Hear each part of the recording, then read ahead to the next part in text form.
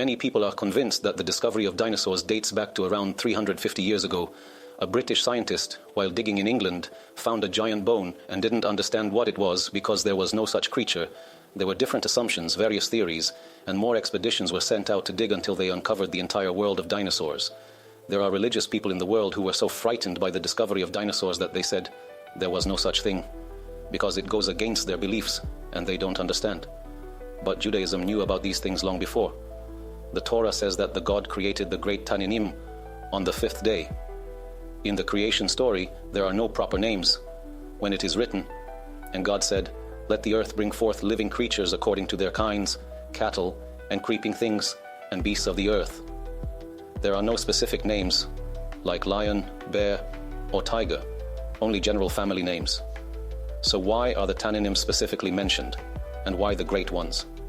It is written that Moses went before Pharaoh, took his staff, threw it before him, and the staff turned into a tannin, crocodile. Later, when God spoke to him, he said, "And the staff, which became a snake, you shall take in your hand." Rashi explains, tannin is a snake, but tannin is not a snake. The explanation is this. Just as you can point to a sheep and say, "Here is a behemah," a general term for cattle, so also the staff turning into a tannin means a reptile in the language of the Torah, or it turned into a snake, which is the specific name. So, when it is written, and God created the great Tanninim, this means he created the great reptiles, general family names, and all the creeping things that swarm in the waters, and every winged bird according to its kind. In the Holy Zohar, it is written that the great Tanninim refers to the Leviathan and his mate, but one must know that the Leviathan and his mate refer to the secret level of the Torah.